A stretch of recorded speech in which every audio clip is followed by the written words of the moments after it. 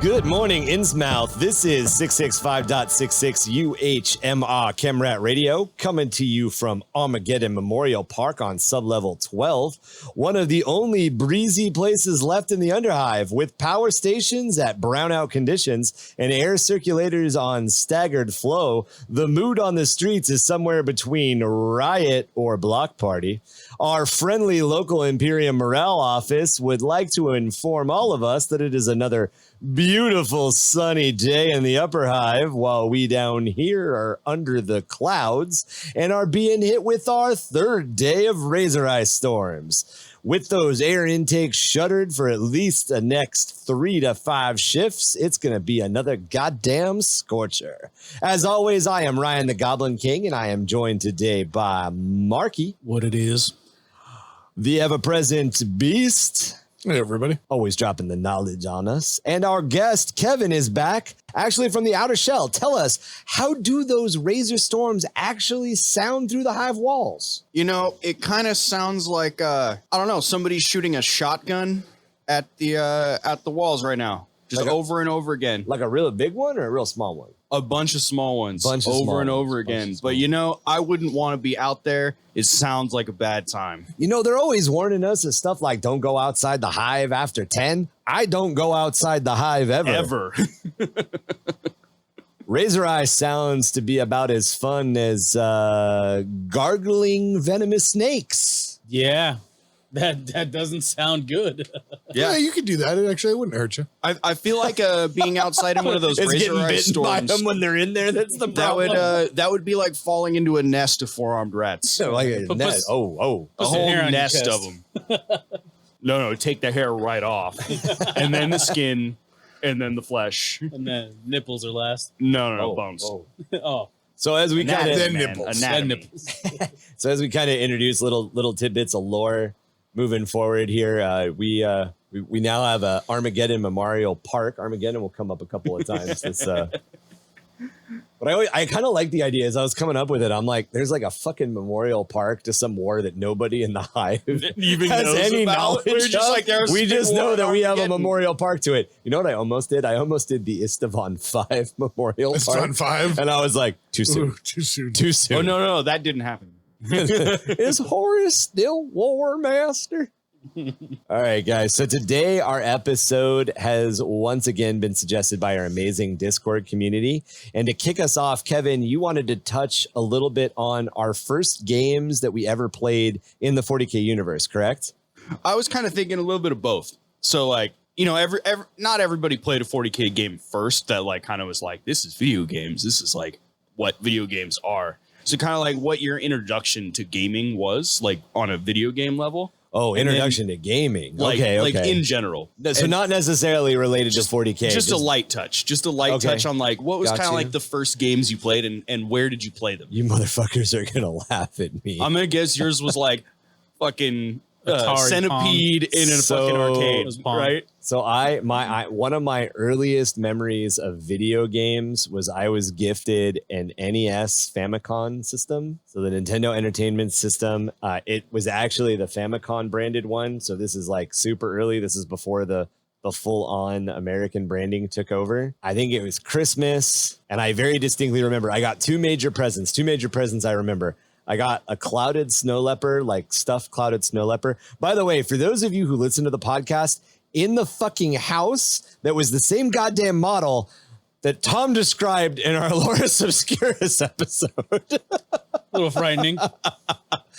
Downstairs, and my uncle spilled red wine on my snow leopard, and my mom was like super pissed and had to go wash it. But I got the Nintendo Entertainment System. Yeah, so super old Nintendo. Yep. What game? Because most of the time they come with a game. I do not remember the pack-in game at all, but within like what were you like? What was the game you were excited to get on? Within a couple of weeks or a couple of months or whatever, I had the track and field set. So it was the first Mario Brothers, Duck Hunt, and track and field, and it came with a mat. Yeah. And Okay, it may have been like a year later, but that's the thing that stands out in my mind. But I remember getting the super old NES one. Yeah. So my first major experience was Mario Brothers, Duck Hunt, and the track and field mat. Okay. What do you got, Mark? Oh, me next? Yeah. That's a good question, sir. I know this is probably the first time you guys heard this. I was poor growing up. I was about to say you were poor. Got it. I was actually waiting for it to be like, yeah, my first video game experience was Where on Earth is Carmen Sandiego, and I was really good at it because I know all the continents like the back of my hand. And I can play it one-handed. Man, I'm so good at maps. Maps and geography are my best friend. And be like, motherfucker, you've been lying to us. Are you done, Ryan? Are you done? I am done. Okay, sorry. So when you finally managed to save enough pennies up, what'd you get? My uncle was a gamer growing up. Yeah. And I lived in like a little apartment, and he would give me his hand-me-downs. So I didn't have anything, but I did start with like a Nintendo, the original Nintendo. And when Super Nintendo came out, I had a Nintendo. Got a Nintendo. So I was just like a gen behind kind of thing. That so works. and then once he had like a 64, I got a Super Nintendo and stuff like that. Right. Like, et cetera, et cetera. But the first game was probably Mario, which isn't really super exciting. But it's a baseline to start from, though. Yeah, which is pretty much just Nintendo. I mean, and that was Mario. the standard of games. For Exactly. The day. So like, I remember you started at par. Exactly. I remember blowing cartridges and slapping them back in there. And then I remember like making my fingers go raw, having to pull that cassette or that cartridge out of the Nintendo. I don't know if you guys had that. Oh, problem. like when they'd stick? Yeah, they'd stick, and I'd have to like rake my fingers. Yeah. Yeah, that was me. I remember. That was me. What was this? It was such a weird system. So they wanted the Nintendo to be more friendly to parents. So they made it look like the VHS. Is that what the story was? So that's why there was the whole top load. The problem is that's one of the worst ways to load a cartridge, because a cartridge is essentially setting you're seating a RAM chip. essentially. You're seating a RAM chip into a motherboard. So a cartridge should go straight down. The whole idea Like that you a would put it 64. in sideways and push it down to engage it caused a bunch of problems. So a lot of us internalize that as, oh, there's dust in the machine. That had nothing to do with it. There was a shitty connection inside your NES. Oh. Yeah. So just the act of taking it out and putting it back in. That was what was fixing doing it. it. Yeah. Not me on it. blowing a bunch of spit on it. Yeah, but a bunch of people convinced you that you had to put it in your shirt so your spit didn't get in it and you had to blow in it. But that no, actually is true, though. If you did put spit you're in there, right. that would make a bad connection because moisture and electricity. Yeah. So You're like right. I that do that is remember doing legit. that. Like you don't Putting want to under your spit in shit. them. Yeah. Anyways, All moving on. Yeah, Tom's ready to go. Tea time. You're right. Yeah, fuck you. All right. First of all, But you actually are not going to know what it is. First game I ever played was on a Condor machine.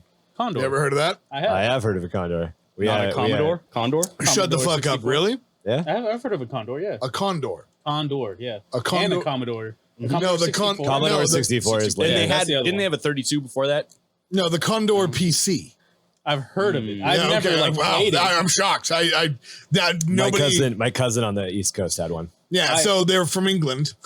It's where they come from. My uncle was super techie. That's Yeah, why. so like, the Condors were like the first gen of not Apple computers, right? Before, Okay. when computers were like becoming a thing, Condors in England were the thing. It was like your Dell.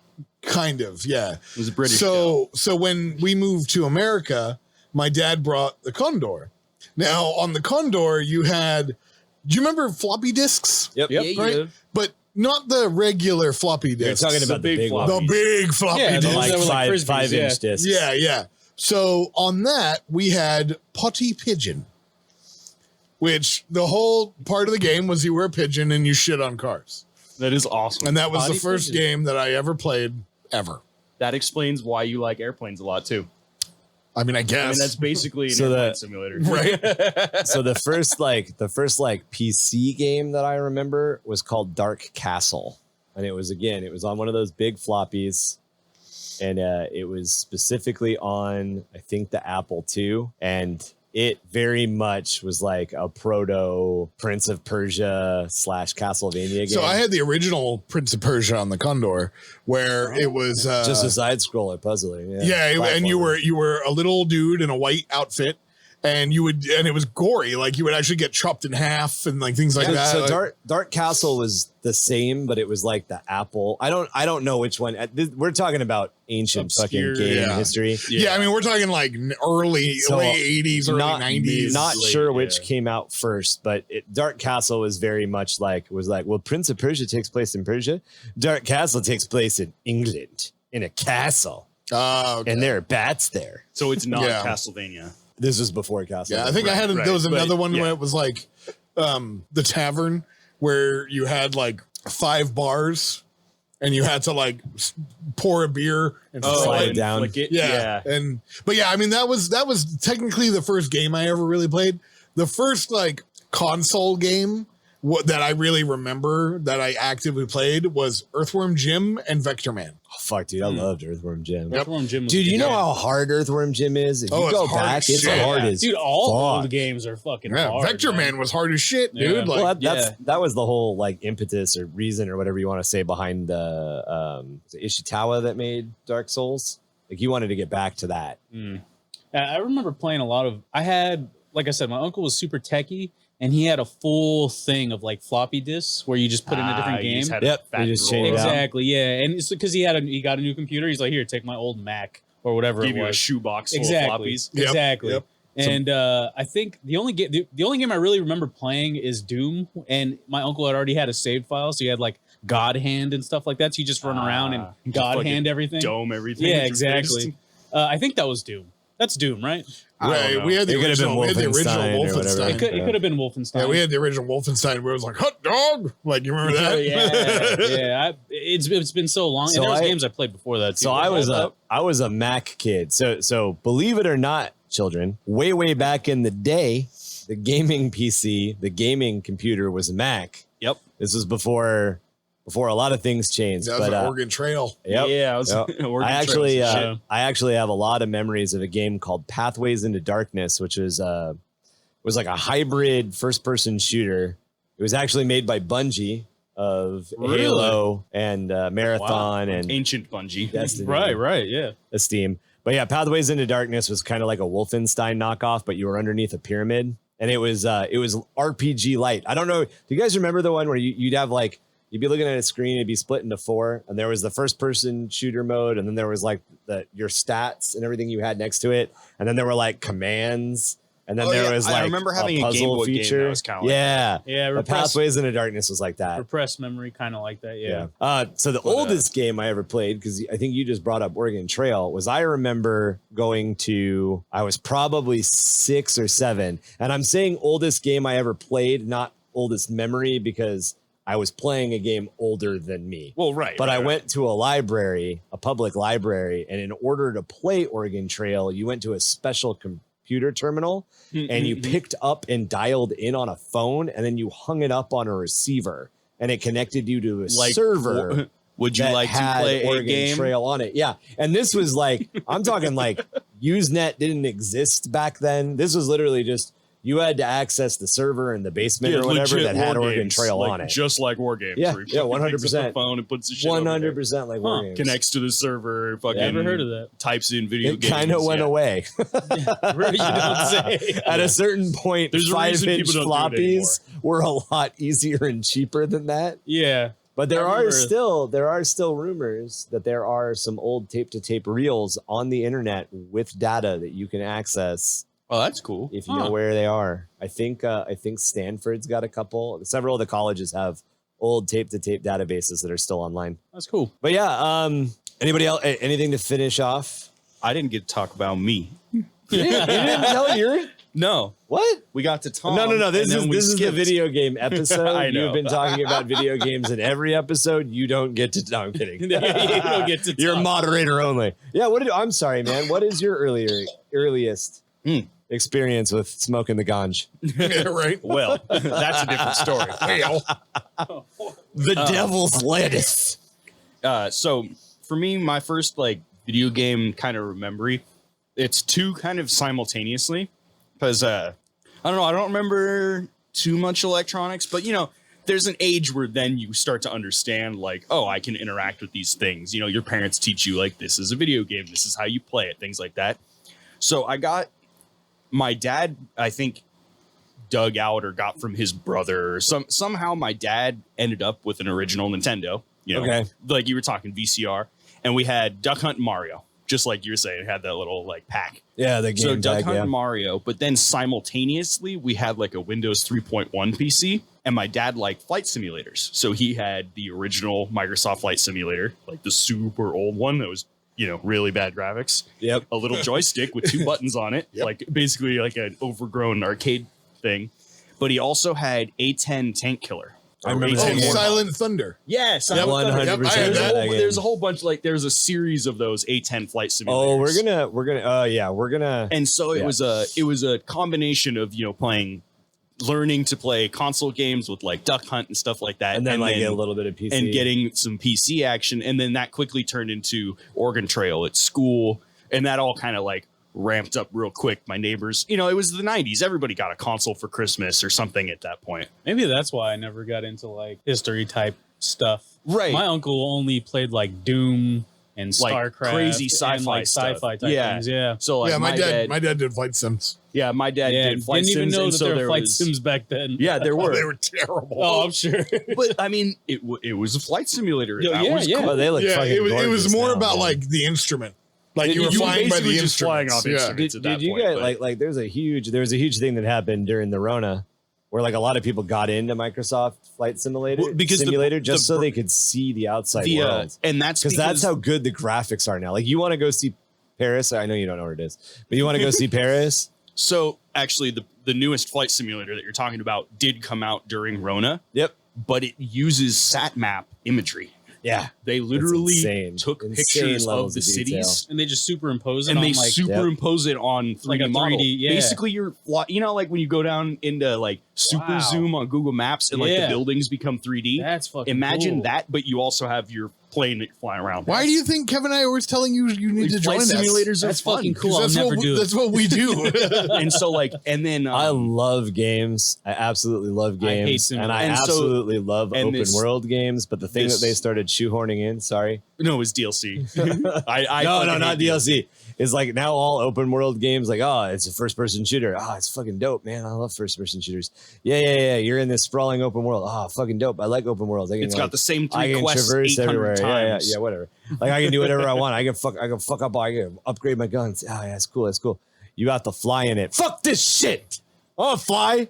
I want to shoot people in the face. You can shoot them in the face with a helicopter.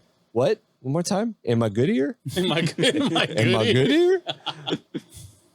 Anyway, But, sorry, Kevin. But yeah, so they really developed this new one, and because they use, you know, good images, like you can go, like I legit barnstormed the Eiffel Tower. There you go. I That's took a cool. Red Bull race plane, you know, the tiny little things that they race around the pylons. and That's shit. awesome. That's coded in. That's fucking That's one of the Yeah, planes it's you an get in the extra basic. 300. Yeah, it's the name of the plane is an extra Oh, 300. I thought you were like, I was like, I thought it was an extra $300. I was like, fuck That's the that. plane. It's an I was like, extra- holy fuck, That's a DLC's big got deal. nuts. No, the plane is an extra It's called 300. an extra 300. Yeah, so they have a bunch of different types of planes. A lot of them are like the small ones that you would fly out of like a local airport, the little Cessnas, single engines. Yeah. And so it's easy for like, it would be easy for a normal person to kind of go in and like do the little flight training pretty thing cool. and learn how to do the basics of it and fly a little plane around like cool cities that you've never been to. Yeah. Or like I flew around in Patagonia.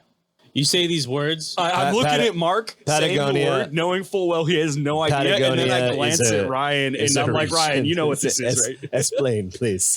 Explain as if to a child. So Patagonia is a region of Chile and Argentina. Oh, it's a place. Yeah. it's a I thought a it was a region. plane. It's a region. No. You know the brand Patagonia, like all the camping gear? No. It's a very I'm sorry, beautiful. Ken. It is a very You've never heard of beautiful portion of Patagucci? the world. No. I'm gonna show- I'll Patagucci's show a you. It's Google. Mark. Come on, man. I'll show you a picture. You don't gotta show me a picture. Basically, it's beautiful pretty as landscape. fuck. But you can go legit just like fly out of a So- dirt airfield so there another and just thing fly that around might- Patagucci. That might shock you guys. I'm not a sightseer type person.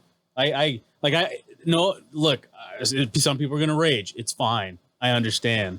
But like if you took me to the Grand Canyon, I'd be like, oh cool, like a big, Big hole in ground. Yeah, like Yeah. No, It's it just- doesn't, it's just a doesn't very- do it for me. it's bro. It just a doesn't very do it pretty justice place. though. It- It's like majestic. Yeah, well, I mean, like anything. I'm like, But I okay, get it's that. nice. But Maybe you don't get that like from landscape. Maybe it yeah, just I'm doesn't give not it to that. you. Yeah, that's just not me.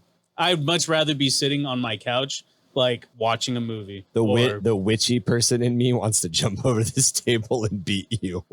Nature is amazing, Mark. It is, some majestic fucking landscape. Like why do you think? Scotland Why is do you think I majestic. live? Pretty. Why do you think I live where I live? Yeah, you do live in nature. Like I enjoy. That's it. why he doesn't care. That's he's true, like, because you walk he's out like, of your "Ah, back fuck." porch and fucking look at like 4 miles of nature and mountains. And it's like, nice. Don't get me wrong, but I'm not. Backyard. And I love Yeah. it. All right. So the real reason I love it is because there's not a lot of people. That's why I love I'm not nature a too. people I want person. all But think alive. about it this way: there's nobody in Patagonia. All right, Not a I'm single gonna go move fucking there. person. So we were trying to kind of figure out how to crack this nut that is Warhammer 40k. Just bust a motherfucker. nut. Yeah, we're trying to figure out how to crack this nut, bust this nut that is Warhammer 40k gaming. So the games that exist in the Warhammer 40k universe, and doing a little bit of research, a little bit of digging around, we came across a list from PC Gamer that lists every title from the Warhammer 40k universe Allegedly. in their minds. There's no mods in this. There's no fan projects in this. It's official titles that are released, and they went ahead and they ranked them from worst to best. Worst to best. I'm Worst pretty to sure best. it's worst to best. Yeah. I don't necessarily agree That's with how all bad of it is. You don't know. Yeah, Well, the problem is there's a lot of like lesser known ones in here that like as Ryan and I were reading through, like, what the Like fuck is obscure. this? Like, this is. I have a feeling that there's a couple of the lesser obscure, like obscure ones that like I fucking remember playing from the mid '90s. That you guys are gonna look at me like the what? really bad top-down strategy turn-based ones. They weren't bad by for the word. time, dude. I never actually played them. I was more of a real-time strategy guy back then. So yeah, let's crack right into it. Let's dive in. All right, Shittiest before on we the go- list. Before we go, how many of these do you think I've played? Strap in. 6. Out of all of them? Or how many are there? 42. I'm guessing you've played 6. like 6. What about you, Ryan? What's your bet? How many have I played? Oh, have you played? Have I played? I thought you were asking how No, many no. have I played. We're gonna I've play- actually played a lot of them. We're gonna play quiz mark 2. 2. I think you played 2. Oh, No, wait. Yeah, I think you played 2. Actually, I would like to lower mine to 4. okay. I think you played 2, and I know the 2 and I can name them right Tom's now. gonna go Price is Right and say 5. More than half. More than half. Yeah, you more think than half. Mark's played more than half? Yeah. Okay, Really? He does nothing but play video games. That's What do true. you, this is a lie. That's true. You also remember I was poor. yeah, but in your adult life, you do nothing but play video games. This is a lie. Some of That is not a lie. some of these video games are really obscure. I have children. Remember that. Yeah, you play video games with. All right, let's, This is true. Hey, all right, let's he get got to you it. there, bitch. All right. All right, so number 42 is Carnage Champions. This was released in 2016 by Roadhouse Games. This is Roadhouse. a mobile side-scrolling auto runner that eventually was ported on over to Steam. Gameplay is super simple. You just move forward and hack and slash. There's actually very little shooting considering you're carrying a bolter and a sword. You play as a Space Marine, big fucking surprise. And you just basically run until you either have enemies to slash or obstacles to break apart with your sword. The game relied on a lot of microtransactions, and the servers were actually taken down later in 2017. However, apparently you can still find single player ports if you want to go through the story, but the game is ranked 42 for a reason. I never played this. Yeah, I So never worst heard of it. game. Yeah, worst game. Never heard of played it. Never heard of it. Never played it. What year did it come out? Do you know? 2016. What? Yeah. What? It's probably one of those like releases. Like I'm sure we'll talk It about was it. a mobile game. Yeah, that was like it's a mobile game. Oh, That's fuck. So it was- they got so it was- mobile games on It was a mobile game. There's that a was crap ton ported. of 40k mobile Uh, It games. was a mobile yeah. game that was ported to I'm surprised there's a PC. 42 mobile game like list. A lot of these titles are mobile games that were I later kind of ported think over. we should skip them for the sake of time, or just or very glance over. Yeah, I'd them. be like, here's Unless- the name, mobile game. Next one. Unless you plan I agree. on talking about Dawn of War for 2 hours, I can. I know you Don't can. make me. I'm not. I prepared for think that. we Don't can make get me. Actually, through make the me. list. I'm Make not me. prepared Challenge for that. accepted. No, because there is a mobile game that I want to talk about. Kevin's All like, right, I'm yeah, out. there's Okay. that. I have a feeling both you and I love Yeah, the exact yeah, same one. yeah. All right, so number 41 is Kill Team. It was released in 2014. It was released by Nomad Games or Sega. That's the one. This Yep, game one has of nothing to do with Kill Team tabletop rules. Nope. It was a twin stick shooter that was made with assets from Dawn of War 2 and Space Marine. It supported only local co-op, and it's actually known for its awful cinematic camera Yep. and its extremely bad recycled orc sound bites. Yep. Yeah, I remember that about I love that game. So really? I actually I'm gonna have did to play this it now. game, Oh, I played this chalk game. one for Mark. but I played it on my PC. Yeah, I saw it on Yeah, LSD. so I played it when Space Marine came out because when you pre-ordered Oh. Space Marine, you got it as a You're free right. download. That's Right. cool. So I used to play it all the time, me and my Yeah. buddy all the time on Xbox. Yeah. And then when I found out you could get it on PC, I was like, hell yeah, downloaded it. Can't play it with co-op because Yep. they don't have it anymore. So I was like, well, that's trash. Yeah. Yeah, you can Because only it was only you can fun play in its local. co-op. Yeah. yeah, Well, it's a twin stick shooter. It's bullet hell, man. Bullet hell's only fun with friends. right. All right, so number 40 is Talisman: The Horus Heresy, which was released in 2016 by Nomad Games. Games Workshop released the first Talisman tabletop board game in 1983. Essentially, players race to find or block other players from finding relics and talisman that are used to get you into the center of the board. You got a big ring, like think of like Candyland, where there's a bunch of spots. You say board like this is a This is video game. literally a board game. But I'm getting there. I'm explaining the original game. version. So before Games Workshop made Warhammer and Warhammer 40k, they made like custom licensed fantasy games, essentially. So Talisman, there's a bunch of spots around the board, and you have to unlock shit, and then Is you this get in the middle. 40K? It This becomes 40k. I'm getting later. there. Okay. I'm getting there. Get So there the faster. original board game was filled with a lot of like Dungeons and Dragons, tongue-in-cheek styled silly humor things. It was very Okay. fun. It's very silly. It's a beer game. You drink beer and you fuck around with your friends. The port and reskin for Horus Heresy took all of the humor out, made it super grimdark, got rid of a bunch of the excitement, and it's pretty much just playing a board game on your computer, which removes the ability to sit around a table with friends and crack jokes. This is stupid. It didn't do well. Yeah, that sounds. I can better. imagine. This is stupid. It's pretty much exactly what it was. So number 39 is Space Hulk Vengeance of the Blood Angels, which was released in 1996 by Chrysalius or Electronic Arts. Did I pronounce that name right? It's supposed to be like, I'm assuming, a Chrysalius? play on the actual Blood Hulk board game. So yeah, this is the second attempt at converting the board game of Space Hulk into a first-person shooter. It was also an early game in the Command a Squad-style FPS titles, although you couldn't unlock the ability until you had reached level 7, and even then, it wasn't seamless. You basically had to pause the game to issue commands, which totally breaks immersion, and it could fuck you up. Like, you don't know you're getting attacked anymore. Yeah. In 1996 was also a real rough time for video games. This is right around when CD-ROMs came out. All right. So you could finally have music and audio clips. CGI.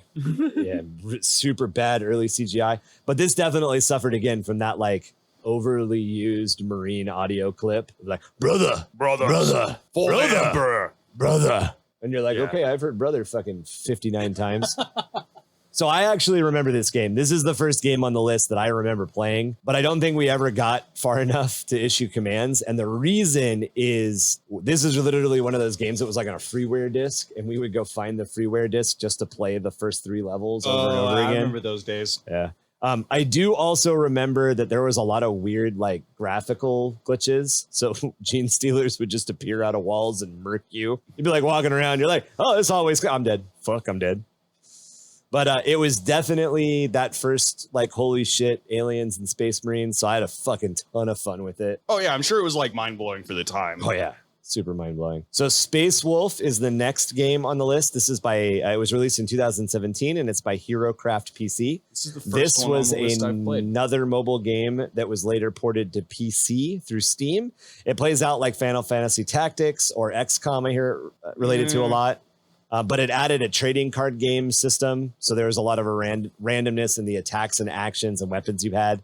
It also was mired by microtransactions, loot boxes, and all that other crap. I don't know if that made it to the Steam port. Levels are very small because the resources they were working with. So the weapons don't really feel like weapons. Like a bolter had a range of like 4 or 6 squares, which is super tiny. Yeah, it wasn't like bad necessarily.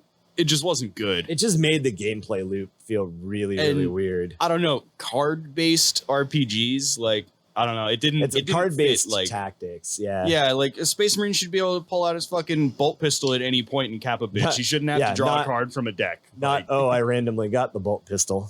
yeah, like out of nowhere, like oh, So- I happened to draw a plasma gun this turn. I and then- actually, pull it out of my ass. played.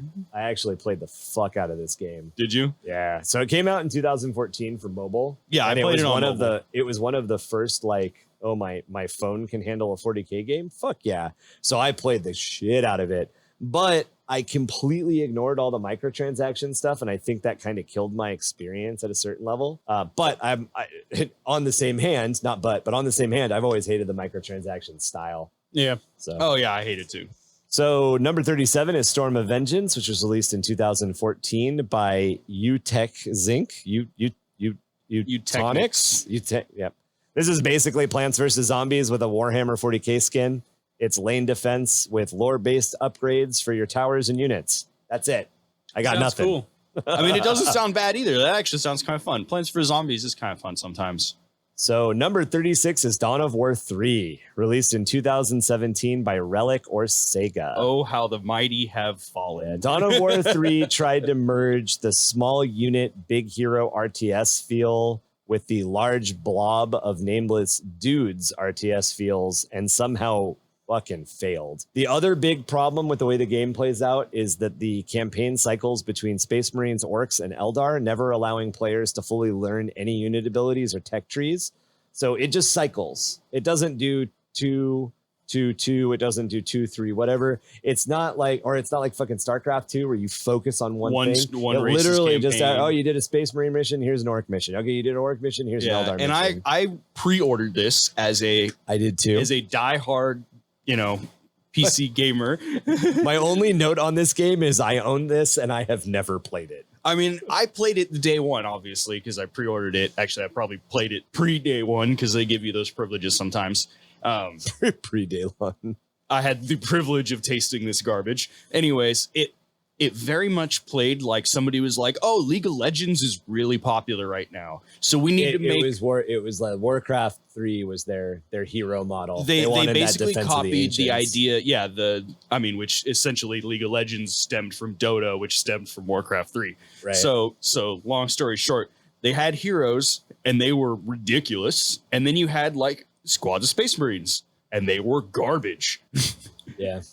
And basically the hero ran the game. Does it count if I only played like 5 minutes? I played 5 minutes. You're like, I don't understand. My personal connection to this game is I fucking bought it. I pre-ordered it, and then I heard how much hot garbage it was, and I never played it. Yeah. And so essentially, but then just like Ryan was saying, and then you're like, oh, okay, well the multiplayer is weird. Maybe the story will be fun. And you're like, oh, okay, I'm starting to learn the story. Oh, what the fuck? I'm an orc now. Yeah. Like legit every mission, if not, every now and then you might get 2 in a row of the same faction. Yeah, and didn't the developer get super butthurt? Well, there are a bunch of... I paid attention to that part specifically, and I just went back and reread through all the community posts by the developers about it. Uh-huh. But essentially, people got mad at the campaign because there was no coherency. There was a bunch of weird stuff where they like really reached out on the lore end. Like, what is it? Gabriel Angelos, the Blood Ravens chapter master is in Terminator armor now because he got messed up throughout the story, right? Right. That's cool. Well, except that he can do cartwheels and backflips while swinging a Thunderhammer in Terminator armor. Yeah, I saw that. Which is not a Terminator kind of move. Right. That's more of an Eldar maneuver. Right. Then at the same time, you have Eldar like Wraithlord things doing backflips over like buildings. Oh. And power sliding through units of Space Marines. Interesting. And it's like, I mean, I get it. They're supposed to be way faster than Imperial counterparts and way more dexterous, but it was like they bullshitted too much. Yeah. And then basically the community was like, what is this hot garbage? And then the devs were like, oh, you don't like it? No, I don't fucking like this garbage. Well, we're out of money, so get over it. Yeah, basically. And then they were like, oh, well, if we try to change it, people still might not like it. Like, there's not really anything we can do at this point. Even releasing DLC would be a loss to us. Right. And the mod community kind of tried to jump in, and we'll hit mods later. Yeah. To try to fix some of this stuff. And then that was the crash and burn story. It was basically they admitted that they didn't deliver what fans wanted and that it fell short of even their own expectations for what it should have been. I just told you didn't get 10 minutes for every Dawn of War time. I'm just messing with you. This is a big one. This is a big one. And that story of how it crashed and burned actually is, I mean, that's the reason there's no more. Yeah. That's the reason there's no Dawn of War 4. It was a big letdown for the community. And they may have reasons why they did it. They may have been trying to appeal, but it's that marketing chase. And my biggest thing that made me like the saddest about it was almost the same studio made Company of Heroes, which is an amazing RTS. Yeah, it's really good. And as we get into the other Dawn of War titles, that they definitely play differently. Dawn of War 1 plays a little bit more like Company of Heroes, very small units. Dawn of War 2 plays a little bit more like StarCraft. You can build a bunch of stuff. Well, StarCraft or other way around. More Dawn like- of War 1 was more bigger, like- bigger amounts of units. That was StarCraft. We'll Dawn of War get 2, yeah. we'll get I mean, we'll we'll get get there. They're in the list. They're higher on the list. Yeah, by many margins. So number 35 was Fire Warrior, released in 2003 by Cujo/Chilled Mouse. This was originally available on the PlayStation 2, and this is one of the very few Warhammer 40k first-person shooters, let alone games, where you actually play as Xenos. And I that's think the it's point. The only one. It is not the only one. It's not. It is I not guess. the only one. I don't care what anybody says. That game was great. No, I was about to say the So it same came thing. out- Like seeing it at 35 makes me sad. I love It Fire came Warrior. out. It came out during the huge World War II corridor shooter heyday. You're right. It was 100% murked down by the Medal of Honor. You're right. And aesthetic. early Call of Duty. Yeah, all those brown Which tones. I hate to say was totally me. I mean, it yeah, feels I very had both. much, and it very much felt like a reskin at the time. It did One of the kind of. standout moments in the game, though, is just how fucking hard it is to attempt to kill that one Space Marine, Oh, and yeah. there's only one. No, However, you fight some Chaos Marines later. yeah, But No, that that's first true. fight, that first one is brutal. the first as one shit. against the Space Marine, like where and it teaches is- you. It oh. teaches you how small you are. oh The- yeah, the it's the only biggest- game to portray a bolter properly. Yeah. Yeah. As in, it's basically an RPG. So the things that made the game not stand out that well is that when it was ported to PC, since it was a twin stick control shooter, if you didn't have auto aim on, you basically like, why bother playing? However, it is 100% known for its amazing narration, its fucking badass cutscenes, and just Cutscenes furthering a were lot amazing. of early Tau lore. Because Some Tau love. So wasn't that when Tau came out? Was like right then, and that was No, kind of like their No, Tau came out in fourth. Maybe. Tau had been out for like a year or two. like Yeah. in addition, but it was like Yeah. kind of their like because Tau hadn't been expanded. Tau upon, was a fourth and edition. so they were late kind of third using it edition, to early like fourth edition direct drop. attention towards the Tau. A little So I actually pre-ordered this game on PS2 because Nice. I was already a fucking Tau nerd, and it was pushed back with the American release, which pissed me off. bit. I remember. But I remember playing every night for about 3 months. We just traded the controller back and forth in the house. We all played it. We tried to find all the stuff. We wanted all the alternate secrets, editing, all the hidden that, weapons. which Yeah, there wasn't a lot. The only other note that I have on this is that fucking box art, dude. The Tau Yeah. Fire Warrior on the pile fucking of skulls. pile of skulls. And That's there's super there's good. a resin model you can buy now. I think I bet. Sideshow Collectibles sells I it. bet. That is That's it's pretty cool. badass. Maybe it's Forge World. maybe, but either way, badass. But yeah, Any thoughts on I it? really enjoyed the game. I liked how lore friendly it was. I mean, as far as video games always bend it a little bit, but that one stayed very true. lore friendly. Like, Very good intro to the 40k universe too. I rewatched the intro. It's like a minute and 20 Oh, yeah, seconds and it's on Grimdark. YouTube. It is narration is fucking awesome. I think it's Yeah. Tom Baker does the narration. I've played It's this fucking one. amazing. and then then you I've go played up. this one. What I thought was pretty cool is shit, like, I in have the to upgrade beginning, my number to 3. You end up getting like the Imperials board your ship. They fuck everything up. Like, it's terrifying. Like, Yeah. like seeing the humans coming after you and being like, those are the bad guys. They're scary. Like when Yeah. when you see the humans represented as the bad guys, it's kind of like, It's an interesting- mind fuck. Yeah. yeah. I You're just another Tau remember guy. running years and years later, somebody talking about it and about the auto aim feature. He like tried reprogramming it, and he's like, "Nope, still can't hit shit." Yeah. Like, but then Yeah, one it was dude pretty hard to hit. stuff. after they released like the Farsight enclaves and stuff, one dude went back and played it. And all he did was run around with a knife, going Farsight, Farsight, Farsight, Farsight, and he beat the whole game. That's fucking just awesome. knifing I mean, you people. probably played it on easy. But Yeah, but I mean, I don't care. yeah.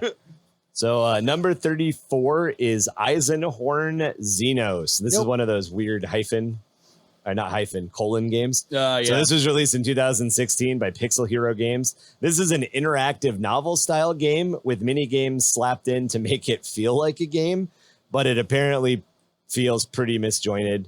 The standout is the third person combat supposedly very rewarding, and the voice acting by Mark Strong sells a very, very good, compelling Eisenhorn. Nope. However, the rest of the mini games just feel weird, and everybody else either phones in their voice acting or way overacts, so it's super disjointed. A common Next problem for 40k games. So number 33 is the Horus Heresy Betrayal at Calth. It was released in 2020 by Steel Wool Studios. This is a hex turn-based combat set on Calth. This is the first hex-based turn combat game we're talking about, but there are a lot. This game is different because there's VR support, and it lets you view the world from the perspective of a servo skull, which is how you issue orders.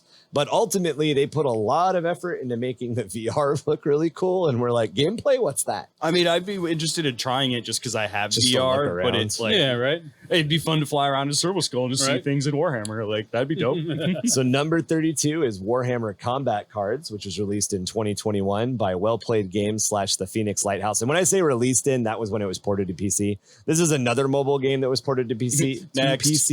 I played this one. Actually, back very in good. wow. Wait, Okay, I'm up to 4. Does this put us? How many are you at now? I'm at 4. He's at 2, Oh, shit. and I know he's played at least 2 more, so he's at 4. I'm at 4. So You're already at 4? in already at 4. 1998, for a little bit of quick context, Should've GW skipped actually my had a six. tabletop trading card game that eventually got made into a mobile free-to-play game in 2017. While the game features some very beautiful art and well-painted miniatures, pictures of well-painted miniatures, the PvP is clan only, meaning you can only fight your own people, and the AI is Weird. fucking atrocious.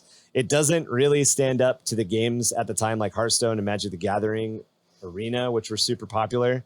I played this for a bit. It was bad. Yeah, it's not It good. felt like half a game. Yeah. Next. Number 31 is Inquisitor Martyr, which was released in 2018 by Neocore Games. This is an action RPG, basically Diablo with guns. You play an Inquisitor investigating the Space Hulk Martyr, and the primary gameplay loop centers around slow, tense investigations that are shattered by jarring returns to over-the-top combat. The game features a relatively impressive set of level designs, loads of cool destructible terrain and set pieces, but ultimately it 100% suffered from the idea of games as a service, with the end game advancement loop being wrapped up into daily quests, seasonal events, and MMO style elements. Combat can also be sticky, just like the other twin shooter, and cinematic cameras can basically do whatever the fuck they want at times. Oh, yeah. I own this game, and it is 100% on my list to play. However, I have a feeling I'm going to fucking hate the end game. I've played it. I've played it. I played 2 of the classes. I haven't played the 3rd one yet. I actually bought it for my girlfriend so we could play through it in co-op. Oh, you can play co-op. Yeah, it's got co-op. Oh, I You might were have at to buy 5 games, motherfucker. So I it's am. actually, I haven't gotten co-op to work yet. I haven't Yeah. figured that out. But I've heard it's clunky as shit. they did revamp the game in like they did a big update to revamp combat and stuff, make it more enjoyable. Friendly. For It always players. looked cool. It does look yeah, cool it as looks shit. cool. Looks amazing. The quality is there. The game Yep. actually, it feels like a real game. My biggest, and I know it's like not even that big of a gripe, is I hate, and it rubs me so wrong that they call it a Space Hulk when it's literally just a ship, a single Oh, ship. really? It's Yeah. a single ship, and they're like the Space Hulk. Space Hulk. Or no, Space they Hulk call is it a Fortress Monastery, and it's a Oh, single what? ship. That's my bad. They don't well, call it a, Space Hulk. a Fortress Monastery yeah. is a single ship. That's interesting because they Well, actually but like the research that I could do claimed it was a Space Hulk, but I haven't played the game. Right, so- right. But I'm and also you get into the Martyr, the ship, which is basically just like a light cruiser, like Battlestar or Battlefleet Right. Gothic. It's just one of those ships. It's Right. like not even like a fortress looking. It's just a normal ship. They get into it in space using a Valkyrie, not a Thunderhawk, a Valkyrie, an atmospheric based transport Yeah. that can be dropped from low orbit, but isn't designed to For fly around in space. space. Should Because be it a, should has be a jet boarding engines. torpedo. Basically, when your setting has boarding torpedoes, why would you use anything other than boarding torpedoes? right. So you gotta And get it- back. And I mean, it plays into the Fuck whole that little noise. intro where it gets shot as you're trying to land, Yeah, and like yeah. and shit goes down. But like they could have used a Thunderhawk, they could have used any of the Yeah. space based. But it feels like they did 99% of the homework and then fucked up those last couple Yeah, questions. Yeah. Those big ones. So number 30 is Adaptus Titanicus Dominus, which was released in 2021 by this one too. Membrane Studios. This is a turn-based Titan combat set in open environments meant to simulate the massive battlefields of the Warhammer 40k universe. It actually sounds a lot like BattleTech reskinned. However, the game suffers from weird level design and bad AI, with rocks seemingly blocking firing lines, even though they didn't appear when you did your line of sight checks, and the AI attacking the environment rather than the players. The game also doesn't explain the how and why of maintaining or building new Titans, so they basically randomly spring either repairs or new Titans on you without explanation. Does it finally have a campaign mode where that happens? I played it no years idea. ago. I have not played. So I picked it up. I mean, it came out like 4 months ago. Oh, officially it's out now. I got it on early access. Okay, got you. So I played it like 2 years ago. But it sounds like a rip of Hairbrain Screams BattleTech. It very much is a copy of BattleTech. And just as this guy actually said, weird line of sight problems, AI gets weird, some level design is kind of weird. Back when I played there was no cut campaign. a lot of his editorializing out. I used his list and I did my own research on each game. That was me watching the videos and being like, what the fuck? Where did that come from? Okay. There's a building here and there wasn't when the guy planned his shot. And there's some weird stuff going up like in the background of the map. There's like some like Space Marines running around on the ground, but the Space Marines are shooting at empty buildings and they can't not at do each anything. other. Yeah, But they don't interact with the mechs at all. They just are there for It's like just background cinematic. imagery. Yeah. But it's like, at least maybe incorporated somehow. Like, some kind of. and capture. there was like no objectives. It was purely like Kill each either other. King of the Hill in the very middle or kill each other. The AI was kind of meh. The interface, it was just kind of low budget. It felt, All right. which sucked because I had high hopes for it. So number 29 is Chaos Gate, released in 1998 by Random Games and SSI. This is a squad-based tactical game, very similar to the original XCOM. You play Ultramarines and face off against Chaos Cultists, Marines, and Demons. You have the ability to upgrade weapons, special skills, and your individual characters. You can also rename your guys, giving it that fun XCOM effect of naming all your dudes after your friends and then getting them killed. The biggest complaint is that toward the mid and end game, the gameplay loop is very, very samey because you're just Marines doing the same 4 things. I absolutely loved this game. This was another one that came on a freeware, and we tracked down different freeware discs so we could keep expanding our play. And then eventually we actually did talk a parent into buying it, and we played the whole thing. But this was back when you got a freeware disc and then mail ordered the game. Because this game was not like something that was carried like at your normal store. Haven't played this one. So I number actually didn't play 20, this one yet. number 28 is Sanctus Reach, thank you. 2017 by Straylight Entertainment or Slithering. This is another Hex game. It is a lot like Panzer General, if you guys want kind of a meaning behind when we talk about Hex games. The game suffers from not standing out from the pack. Its limited game maps and styles are very basic and boring. The strategy loop is easily overcome in the first few missions, and you basically just know how to fucking beat every level. The graphics are also not super defined, especially for when it came out. They don't really match the era. In general, this is just one of those titles that didn't really move the needle. Yeah, I've eyeballed it, obviously, because Steam shows me all the Warhammer games that come out. So when this one came out, I saw it, and I looked at it and I was like, it's like under par. Yeah, I haven't played it. So I just never picked it up. So number 27 is Gladius, Relics of War, which was released in 2018 by Proxy Studios / Slithering. This is a mix of RTS elements and empire builders like Civilization, with some hero management tossed in for good measure. Gladius handles the mix relatively well, but the story can be overly convoluted and very hard to follow, making single player difficult. A story?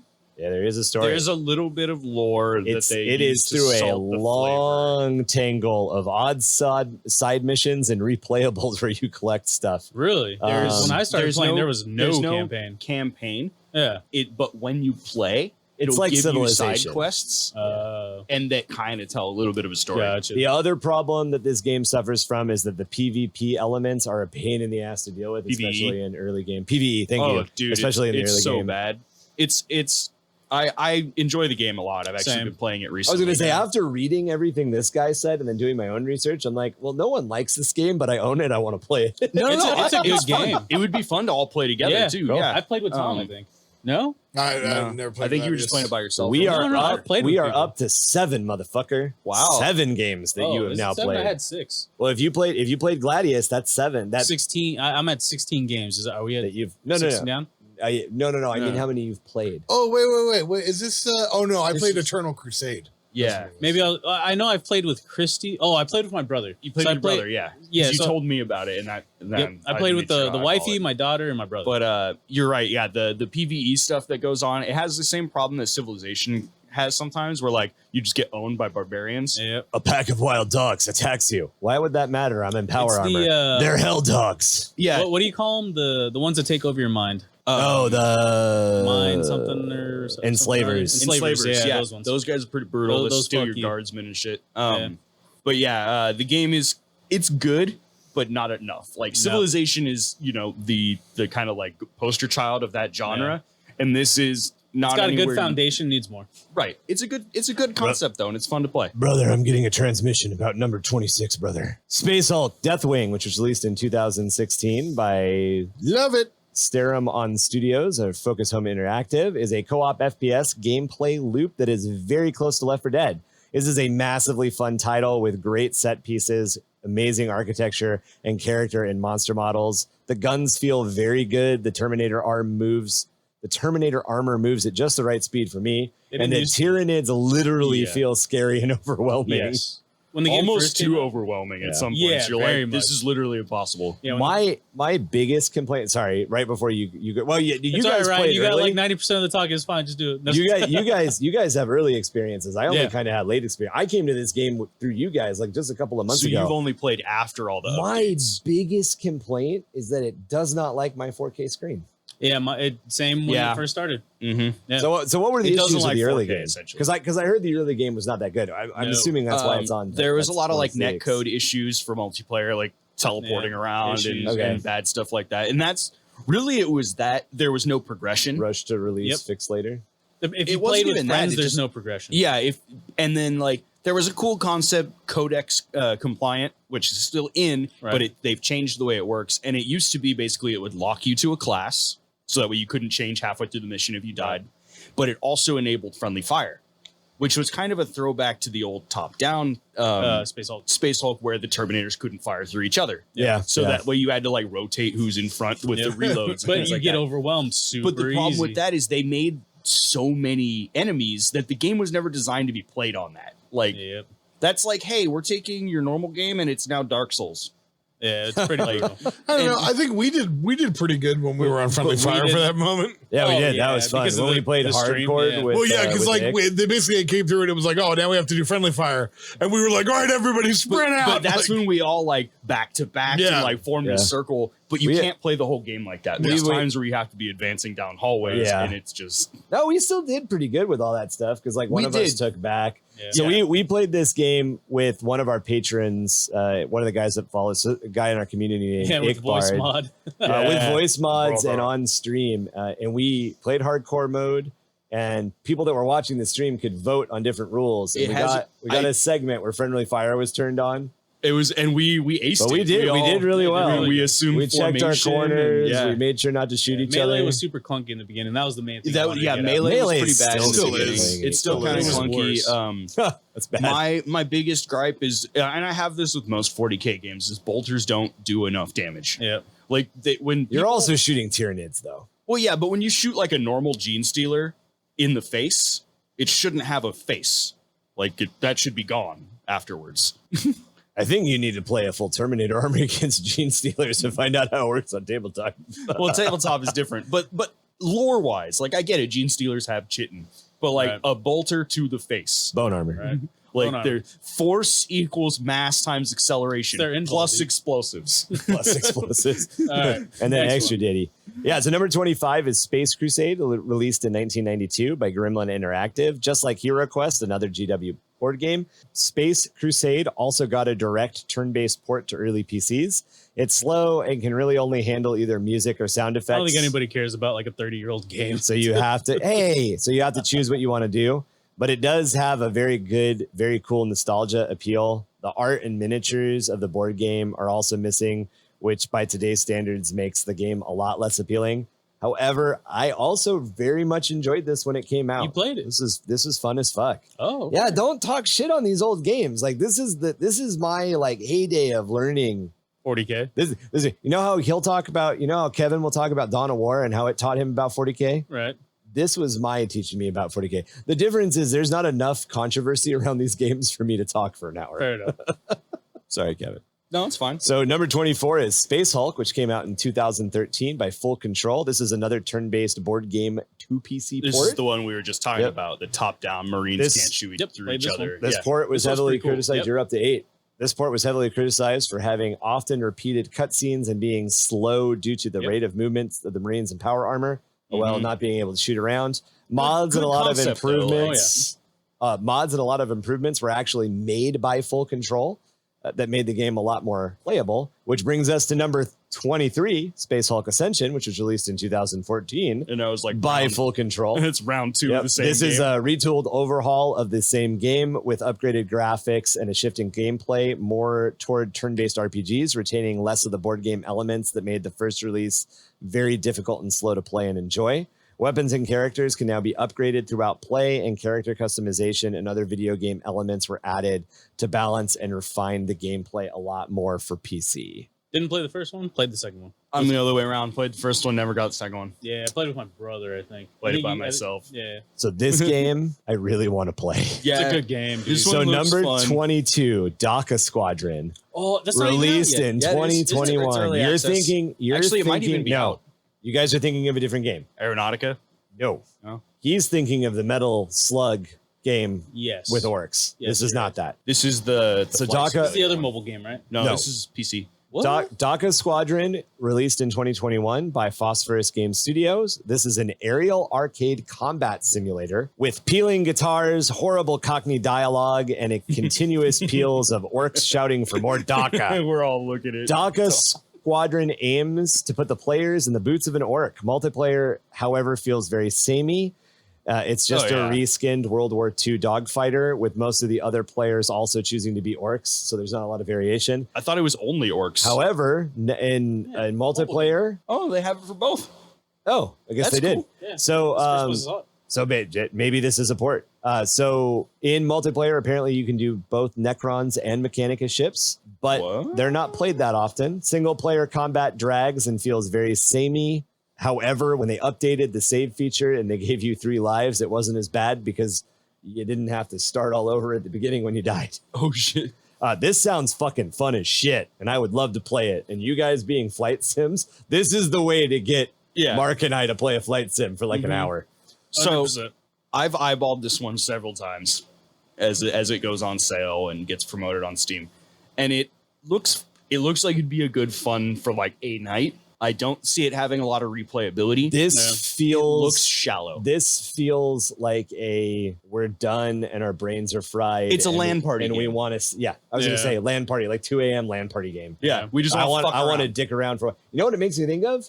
Red Blood, was it Blood Skies? Red Skies? What was Crimson the Microsoft? Skies. Crimson Skies. which was awesome. Yeah. Loved Yeah, it. it's very similar to Crimson But Skies. Crimson looks Skies, like it would but play like Crimson Crimson- Skies is a very And kind the- of mindless shooter. The at end of day. multiplayer in that, not on Xbox Live, but when you were just like playing split screen with your friends at home, was very much fly Dude, around. I had super Crimson- arcadey I had Crimson Skies on Xbox. PC. Oh, did you have a PC? I want to say there was a PC port. I don't There know. Anyway, probably was, but it started on the original Xbox. off topic. and it was very arcadey.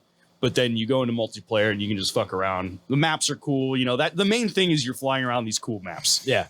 So number 21 is the Horus Heresy Legions, released in 2019 by Everguild Limited. This is another collectible trading card game. Lame. This time set during the Horus Heresy. It's free to play. It's got microtransactions. It plays a lot like other trading card games, but the artwork is either real good or super shitty. I pass on a lot of the Next. mobile games. Yeah. Yeah, Next. pretty much all of them. Number 20 is Freeblade, which came out in 2017. Yeah. The by only Pixel mobile game Toys. really worth playing. Yep. This is another ported 100%.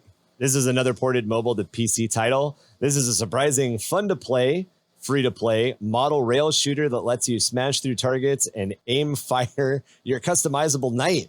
Like others in this category, it did suffer from loot boxes, in-game currency, and other microtransactions that often ruin them. But overall, this was stupid fun and totally made you feel overpowered. Oh yeah, Yeah, it's a it lot of was- I fun. loved It gets this grindy, fucking but it's game. a It's lot of fun. grindy as hell. But But I like, if you're loved sitting it. at the DMV, and your number's still like 20 numbers away, you could download, install, and play through the first like 6 levels of this game, have a good old time, and then go take care of your business. Yeah, this was another one that like it came out and I played the shit out of it. it was just Yeah, nice to played it. customize your night. Yeah, you got to paint it, like change your weapons. It was pretty cool, but I it got played it, competitive. played it, felt overpowered, didn't like the rail shooter personally. No, And I rail dropped shooters it. aren't for everybody. If it's on your cell phone and you're like trying to kill time, it's amazing. yeah, it's great because the missions are like 2 minutes and then So- you move on. So number 19 is Aeronautica Imperialis Flight Command, released in 2020 by Binary Planets, Green Man Gaming Publishing. This is a flight sim where you control a squadron of ace pilots. The game is done in turns where you assign your actions and then your aces go into a real-time combat mode. However, it's only for about 10-second chunks. It kind of makes me think about your It's Yeah, it's very simultaneous similar. It real-time plays like thing. Battlestar. The maneuvers. Got you. It's like X-wing. It's simultaneous. Everybody plots their moves. Yeah, and then it goes It's a cinematic board- camera. It's a board game port, right? But I heard Yes. I heard that it's not a cinematic camera. It's like a clusterfuck camera. It's like attached to individual pilots, and I also heard that pilots die really easily. Yeah, So it's I have not it. super enjoyable to play. I have it. I got it as soon as it came out on Steam. This was actually right when Mark got his Yep. Aeronautica models. Then Yep. we've never touched them yet. I put them together. Oh, you put them together. All right. Put them together. I haven't But painted them. we haven't painted them or played with them. No. But it was around that time, and I was like, "Oh, cool! It's supposed to stay," and it does. It stays true-ish to the, as close as you can in To a the board board, game. really, Yeah, without just being a board game. Gotcha. And it has, all the weapons feel about right. The planes do their maneuvers properly. It feels lore friendly, but it suffers from lack of polish. The camera's clusterfucky, and then it feels like it's only 3/4 done almost. Yeah, well, they've abandoned it. They haven't done anything else to it. No, they say that they're gonna update it. But Yeah, but they're- they haven't. I would yeah. much rather It's play only the tabletop game. it's only been. I mean, it hasn't even been out for 2 years yet. So who knows if we'll see Yeah, but something it's for been it. like 9 months since the last update. So number 18 is Legacy of Dorn, Heralds of Oblivion from 2015 by Tin Man Games. This is a turn-based combat, choose-your-own-adventure visual novel. You play a lone space marine cut off from your squad, searching through a space hulk to find your way out. Gameplay is apparently relatively simple, but really sells just the oddity and the feel of a space hulk really well. I am interested in playing this, even though Sounds the interesting. reviews weren't really good, because apparently the atmosphere is fucking spot on. Okay. I haven't played a lot of like graphic novel type games or whatever the hell it's called. Visual novel. Visual Visual novels. novel. There you go. I mean, Walk- it's basically walking a comic simulators. book with some mini games in it, Gotcha. kind of idea, but they can be fun. So number 17 is Regicide, released in 2015 by Hammerfall. Motherfucker, you are up to 9 games. 10. Regicide Wow. plays a lot like chess and is once again a game that is also present and is, the first game that is not only present in the lore, but they talk about playing it in the universe a lot. There's 2 modes to the way that you can play Regicide. One is basically chess, and the other it introduces in role-playing elements, which allow you to actually kill units by chipping away at armor and hit points. So a pawn can kill a bishop, which is kind of cool. I actually opted for like the super early access and got like a sweater, a t-shirt. Oh, that's awesome, A man. bunch of, I have it. I'll wear it one of these days, but it's a I love chess. You guys know me. I love chess. I really suck at the like story mode version of this where you're actually like shooting each other and whatnot. I like playing the chess aesthetic though. That's cool. That's cool. Devastators, you walk up on fools and just blow them up. It's awesome. So number 16 is Eternal Crusade, released in 2017 by Behavior Interactive Incorporated. Basically, this is a co-op horde mode. This is basically the co-op horde mode from Space Marine with other races and some vehicles added in. But it was actually originally billed as a next-gen MMO, so a lot of people were incredibly salty with the final product. I am one of those people. I Me never too. actually played this because I wanted the I did. MMO. I have a love-hate relationship with it. So Well, you can't even play it anymore. That's what no, it's sucks. gone. Yeah, it literally didn't is it- gone. Didn't this and the They- servers came down like Yeah. 2 weeks ago. Well, like a couple months ago, I think. They came down and I know they came down in like early 2021. Yeah. So originally there was talks for a like big time MMO for Right. 40k, and it was supposed to be really cool. They even had a really dope trailer that they came out with it. And then somewhere along the line, they were like, "Hey, let's just clone the multiplayer from Space Marine." They ran out of money. And that's it. that's literally it. From the big story I read on what happened with it. Oh yeah, of course they lost some funding somewhere. They kept getting their studio cut. They kept losing money, and they basically had to try to abandon it and salvage money. Salvage something. And it's one of some of these games were treated so poorly they could probably we could do an entire episode on what happens. Oh yeah, yeah. But anyways, sad story. They basically didn't make the game that they wanted to make and told us they were going to make, and then cloned the Space Marine multiplayer, salted it with some battlefield aspects like tanks and objectives, like capture points and stuff. And then we're like, oh yeah, so now there's orcs and Space Marines and Chaos. Eldar. And Eldar, Was yeah. Eldar a thing? Yeah. It was dope. I liked it. And it was I really cool, liked it. but it was really low budget. It sounded like it could have been a really cool polished arena shooter like Unreal Tournament if that's what they set out to do, but that's not what they set out to do. You could tell that this was the gutted remnants of something else. And then they only mildly polished it after release as well. There wasn't a lot of good patches. Yeah. And then it got abandoned recently and everybody's kind of sad because even though it was bad, it was still kind of the only thing of its kind. Yeah. So number 15 is Death Watch Enhanced Edition from 2015. This is by Rodeo Games. This is another mobile port. This apparently plays like the newer XCOM titles with Space Marine lore all over it.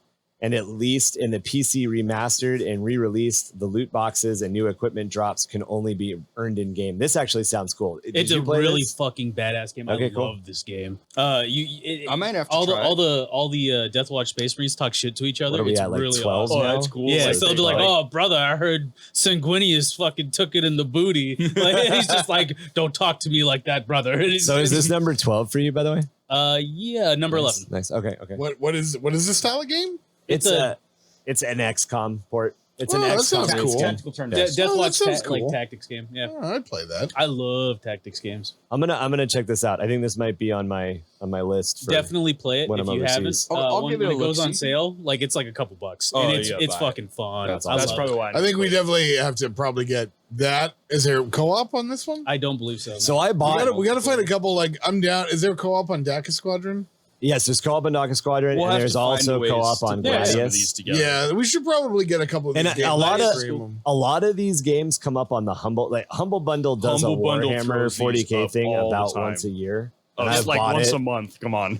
yeah, No, they're 40k things about once a year. They're like Maybe. 40k the big bundle. one. Yeah, but Yeah. there is a 40k game at least every month, so you can get one at a Almost. time. Yeah. So number 14 is Necromunda Under Hive Wars, which was released in 2020. This So is by this one just Rogue came out. Factor and Focus Home Interactive. Yep. This is a turn-based tactical game focusing on movement and map coverage. AI can be spotty, and third-person views make it difficult to. And third-person views take a lot of people out of the normal standard for the genre. Apparently, the game shines in its procedurally generated operations play mode, though. This is another one I'm interested in playing but haven't done yet. Yeah, same. I really love Necromunda, and I really love tactics games. The AI is the stupidest thing on the planet. and that's what Yeah. I hear, and that's why I I've haven't heard picked that up it yet. suffers from the same problems being also developed by the same studio. Imagine that as the Mordheim game, which I have played. Oh, I played Mordheim. And in Mordheim, when you're like, oh, I snuck up behind this motherfucker, Yeah, and then you roll all nothing, yeah, and then they turn around and just one hit your dude, yeah. it's same thing. No matter what, the AI will always roll better than you. I actually heard that this suffered from stupid AI, Yeah, not it's overpowered. stupid AI. Oh, no, they make really dumb decisions, and then they Okay. turn around and roll all sixes, so it doesn't Oh, punish yeah, them. so it doesn't matter. You might be mistaking Mordheim with another game because Mordheim's that PvP Yeah, just the little nice game. squad base where you're Not- trying to get the... No, you just unless there's Mordhau. Mordhau. Oh, That's the Mordhau knight's is the the game. sword game. My- I am Mordheim. thinking of Mordheim is set in Mordheim. Yeah. Thank you. So town of Mordheim. so I was like, Mordheim. because I got I was missing a Mordhau. letter. I got Mordhau, and I've never been more frustrated with a game in it's my a life. tough game. It's fun, though. Is that- fun, I've yeah. seen videos of people murking each other with bread. Dude, I'm like, you what do the fuck? You 360 no scope somebody with a halberd, and you're just Yeah. like, Jesus Christ. So Mordenheim is the fantasy version of Necromunda, Gotcha. It's literally like the same like game. tabletop game. Tabletop wise, it's just their reskin Gotcha. versions of each other. So the Horus number 13 is the Horus Heresy Battle of Toleron. This is by Hexwar Games. This is another reskin of the Panzer General gameplay style. This time set in the Horus Heresy. We talked about the Battle of Toleron. If you want to get into a big ass fucking huge tank battle, in that portion of the timeline, this is your go-to game. Hexwar Games has made several other iterations of the Panzer General style games, so they're pretty damn good at it. Yeah, I so kind of want to pick that one up because I think the Battle of Talleyrand's pretty sweet. so bad thing about me, I'm not really actually into the Horus Heresy. Something about I'm just not- Space Marines on Space Marines is boring to me. The Battle of Talleyrand is Space Marine versus Imperial Guard. Oh, that might be a little interesting. That's what makes the Battle of Talleyrand But interesting. I think you is have a it's- very surface perspective. Yes. Like now Yes, that we're 100%, now that we're 100%, I starting agree. our research, I think you're Yes, starting and to that's see why I'm it. Yeah. interested because I want to know more. But basically, the things that I like about 40k are Xenos. So right, space like humans versus everything else. exactly. Yeah. All right, next one. All right, Hit number me. 12 is Armageddon, released in 2014 by Flashback Games / The Lords Game Studio / Slytherin. Another take on the Panzer General style hex combat game. There is a bit more strategy to this title, though, as the environment and roving feral orcs force players to figure out the best ways to overcome tactical puzzles Orcs. rather than just slugging it the fuck out. Orcs. Yeah, orcs. Yeah, it's Armageddon, dude. Guess what planet it takes place on? Armageddon. Armageddon. I don't know anything about Armageddon. Yes, you do. I do not. You've seen Arma- Hell's Reach. It literally takes That's place on Armageddon? Armageddon. Armageddon Yeah. is the Oh, planet. like Commissar Armageddon Yarrick is is in the it? planet. that- yeah, I did not Gauss know keeps that was going on- back to. Okay. Yeah, Hell's Reach is on Armageddon. Oh, gotcha. Okay, never mind. Hive Hell's Reach is on Armageddon. Gotcha. Okay. So number 11 is Battlefleet Gothic Armada, which was released in 2016. A+. This was by Tyndallus Interactive and Focus Home Interactive. This is a 2D Age of Sail style naval battle, but it's set in space. This game mixes real-time and turn-based strategy and does a fantastic job emulating the tabletop game of Battlefleet Gothic. This is another one that I've had a lot of fun with, but I really need to get back into it. I know you've been playing it recently. I've been playing the co-opted. second one. You've been, okay, Yeah, we'll the get to the second second one in a minute. I'm tempted to buy it. I haven't played the first one. I have both. Very much similar. Oh, okay. There's a couple differences in gameplay, but overall it's 90% the same game. They just they changed. They basically they made the balancing gameplay and better. gameplay They changes. balanced it better, and they introduced being able to play more than just the Imperials. Imperials. Gotcha. Yeah. So in Armada, you can only play Imperials. For the campaign, you can play the other ones in multiplayer and everything. Right, but, right. But they can't. They can't. Yeah, be- so they added new factions. We will get. They updated we will the get to storyline Armada to the 2. or with sec. Yeah, I guess we'll save that for later. But yeah, All right. number one was great. It suffers from I guess the same problem that the tabletop. I haven't played tabletop Armada. Yeah, it's very slow. but Very it's- very slow to get into combat, and then once you're in combat, you're like, "What the fuck is going on?" because every unit has 6 skills. Like you have five ships to control, but each one's got a bunch of bullshit. So They got a bunch of guns. They got got a bunch of guns. They're all different. They're all I got a different bunch of stat fighters. lines, I don't like- know what's going on. Oh Yeah. god. Oh god. It's overload. All like you're like, oh, turn 1 that was easy. We moved. Yeah, I Turn just- 2, you're like, what's happening? I just pop all my cooldowns. So That's all I do. basically. Number 10 surprised me because I figured it would be a little bit higher up just based on the accolades You it's better got. not fucking say Space This Marine. is Necromunda Hired Gun, which was released in 2021. Actually released mind. very, very recently. Very recently. This is I a have this one. Sternum on Studio Focus Home Interactive game. This is a high-speed mobility focused loot shooter. It looks and sounds like it plays a lot like the Doom 2016 release, Very much. with a heavier focus on shooting and speed than the other elements of the FPS genre, like sneaking around and tactical deployment. There's Some RPG elements have been worked in for flavor and lore. Sounds like the biggest complaint is the story feels a little bit unfinished in places, and there's some graphic issues that are becoming more common in a lot of these first release and then pre-patch fix later games. day 1 patch bullshit. Yeah, I am 100% ready to play this game. I bought it a couple of weeks ago, and I'm just sitting there. I'm It is- salivating. I played a little bit. It's a lot of fun. Just They trying to work through did my goddamn backlog. again, just like Deathwing, Space Hulk Deathwing. They did a phenomenal job with the environments and the levels. 100%. The audio, like background audio. Yep. The weapons actually feel pretty good. Mhm. Plasma gun feels like a plasma gun. Bolter feels like a bolter. Again, it doesn't like blow people's limbs off until you get a crit. But I mean, for gameplay's sake, they have to do things Right, like right. that. Otherwise, you'd literally just carry a bolt around and just splat people with it All day. all day, and it would be fun, but kind of overpowered. But it's a great game. It does play very much like Doom, but it 40k Doom, and it's great. It's awesome. I'm super looking forward to it. So number 9 is The Rights of War, released in 1999 by Dreamforge and SSI. This is another Panzer General like with a lot of 40k trappings. But this is a straight up made in Panzer General 2 engine.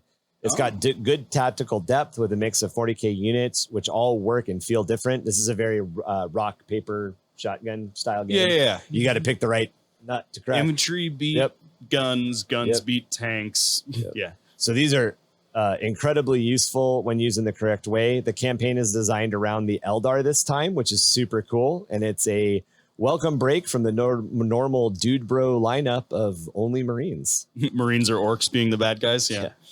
No, Eldar are the good guys. You play Eldar. Oh, this is the third title on this list where you do not play Space. So you've got Fire Warrior, DACA Squadron, and this one, and Rights of War. No shit. We are in the high 30s if you've been counting games, and this is the third one where you're not a fucking Space Marine. Well, yeah, humanity first. I'm sorry. I guess technically one of them your Imperial Guard. So number 8 is Space Hulk, released in 1993 by Electronic Arts. This is the first Space Hulk board game port, and it is one of the best.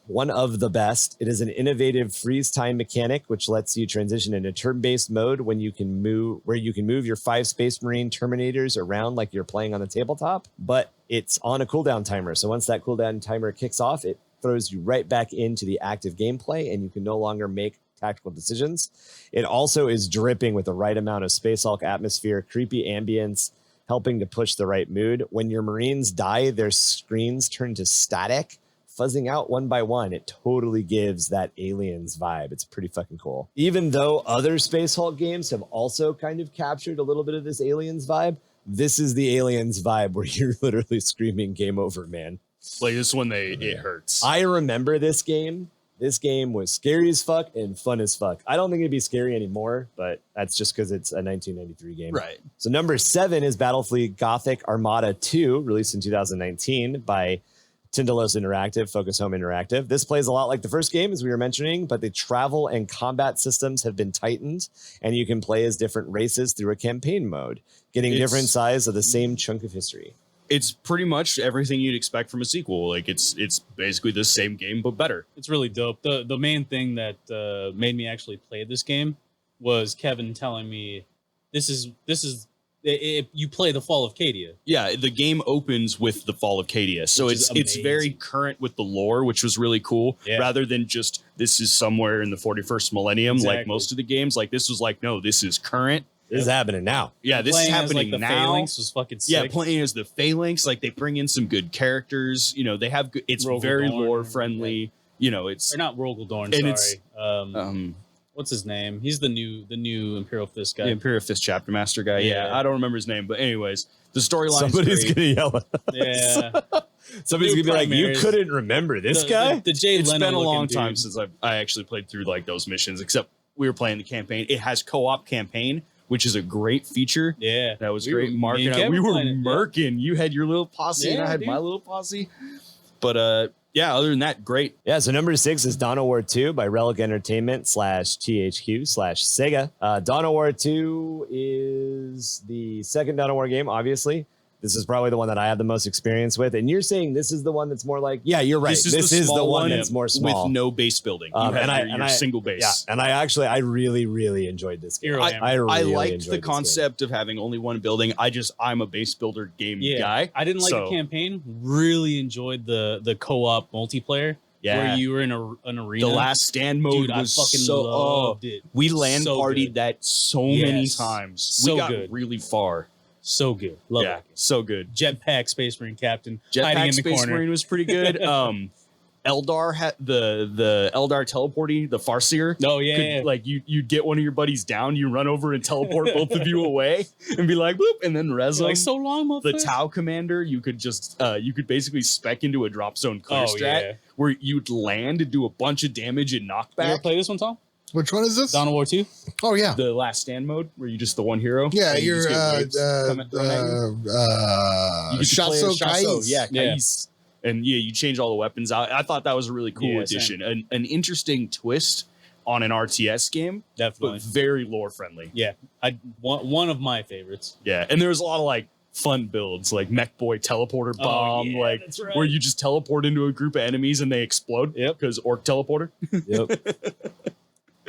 All right. So number 5 is Final Liberation Epic 40,000, released in 1997 by Holistic Designs /SSI. This game I 100% remember. I remember having a lot of fun, and I remember it driving me fucking nuts. Basically, you are playing, it's a turn-based hex game. You're playing a mixed unit of Imperial Guard and Ultramarines. This has a very, very XCOM-y feel to it. It was in that Diablo style where it was like 2.5 isometric. Yeah. This game, like, still, if you look up a fucking screenshot, it still looks cool. It's got that like classic late 1990s 40k ruined corner buildings are everywhere. Nice, okay. You kind of advance across. The orcs just feel fucking massive and brutish. They're very, very hard to kill. This is definitely that upper crust of peak 1990s, just before the full polygonal, 3D stuff kind of came out. The other thing that's pretty cool is that it's a heavy metal soundtrack. Ooh, and it's one of those games plus. that does all of those like real people filmed cutscenes. Dude, that are at I once love super fucking those. cheesy, but also super fucking cool. Yeah. What's the name of Command this and game? Conquer. It's called Final Liberation Epic 40,000. It was released in 97. I don't know look if the you can art, find the cover art Oh, yeah. is amazing. Well, so the entire point of the game is that you're trying to unlock these titans so you can repel the invasion. the bad guys. Yeah. It's fucking sick. Since you brought them up, I love the real people same like here. CGI nonsense. Mostly, I think it came from, I started with Command and Conquer, was like one of my like big childhood Love games. that. And even going all the way back to the beginning Command and Conquer, Nod versus GDI, they still had those cheesy ones. And then they kept it going all the way through all of the Command Red and Conquer Alert do the games. same thing? Red Alert had them. You had the cheesy Russian guys. Yep. You had Yuri the psychic. but this is what I'm talking about. That's what the game looks like. Okay. This is a game that you could play now and not be mad about. It actually, I could see an indie game redoing that style and it being good. It's actually pretty cool. Like that's the tanks moving. It's got that like that's cool. maybe Okay. like West End Games Command and Conquer feel. Yeah. I like it. It looks It cool. was dope. I really liked I it. bet it was fun. So number 4 is Space Hulk Tactics, released in 2018. This is the best port of Space Hulk from a board game tactical display that they put out. However, it didn't do real well because at this point they had there's released already like 7 6 of other them. fucking Yeah. iterations. But again, like this got it right. When you port a board game to a computer game, you try to keep themes and you try to keep gameplay elements, but you try not to bog it down and kill it. Everything up until this point kind of bogged it down and killed it at least a little bit. Mm-hmm. This was like everything came together and it just played real fucking well. Isometric views are pretty awesome. It's got a very XCOM but with Space Marines feel, which is what everybody sort of wanted from it. So it's like 6 Space Hulk games, right? Which Yeah, one's this no, called? it's a ridiculous. Yeah. number Which one's of this one Space called? Hulk It's games. like Tactics. This is the newest one. This was Cyanide Studios and Focus Home Interactive. So number 3 is Space Marine, released in 2011 by Relic all right. THQ Sega. Oh, yeah. This is probably, in my opinion, one of the best fucking Top 5 for sure. Top 3? games that This exists. is my number 1. Yeah, I would put this in my number 1 too. I'd put Dawn of War in my number 1, but That's nostalgia factor? They did too. Imagine so that. You're in mixed company. Yeah. But you're in good company, dude. Space Marine. The chainswords feel good. The bolt guns the feel good. sound. The fucking The orcs sound are of Space vaguely Marine. scary. The story is awesome. You really feel bad for that poor female Space Marine or the Imperial Guard lady. lieutenant. Oh, she's so good. I love her. Yeah. Waifu. Imperial Guard waifu. This is yeah. my number 1, dude. You can't go wrong Dude, with it. Like I still want to play this game. The Thunder we played it Hammer the other in day. that Oh game. my god. The Chainsword dude. and Thunder Hammer in that game, and the jump Thunder- pack. Oh, best. The only thing Best. I didn't like was that grenade launcher.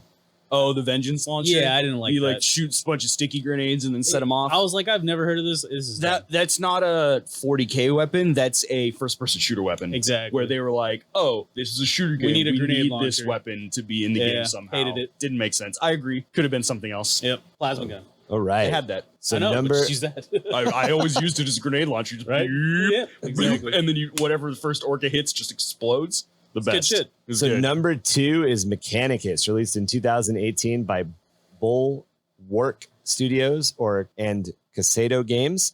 This game is what they say what Space Marine did for the third-person genre of Warhammer 40k, Mechanicus did for the turn-based squad tactics. I've heard it's very good XCOM genre. Yeah, apparently you don't bother with cover because you have Skitarii and servitors to soak up everything. It also deals a lot with the psychological abnormalities of the AdMech, which see everything as a learning opportunity. It sounds like a fucking amazing game. A lot of stuff is very, very creepy to watch. There's a lot of like recycling corpses. There's a lot of just really AdMech-y stuff to it. Yeah. It also sounds like the gameplay, from what I could see, is just awesome. This is definitely something on my I need to play list. And I wish I had a little bit more time or I'd found some better sources on the research side of it. But this sounds fucking badass. It looks really cool. I haven't picked it up yet, mostly because I have a lot of games and I play a lot of games. And I played the hell out of XCOM 2. So it's like I need to wait till I have the urge for like a squad-based tactical shooter. My problem with this game, unfortunately, is I have zero interest in AdMech or Necron. Yeah. Oh, no. Yeah, Necrons are cool because it's AdMech versus Necron. Yeah. I really like. I do like Necrons. I like Xenos. I don't really have patience for turn-based games. I love turn-based games, but that's just AdMech, like for some reason they just don't do it. You just don't. Yeah, I see it. Which sucks because I love these kinds of games. Style, but you can't get behind. I can't get past like reskin it with like something else. Reskin it with Imperial Guard, and I would love it. I bet you. There's got to be mods. They'll probably do stuff later. They'll DLC else. Space Marines. I fucking hope. I don't even. No, not even Space Marines. Fuck that. Like fucking something else. That is one of the things. Is we're gonna finish up here with number one in a second, but that's one of the things that this list very much points out. So much shit is just Space Marines. Yeah.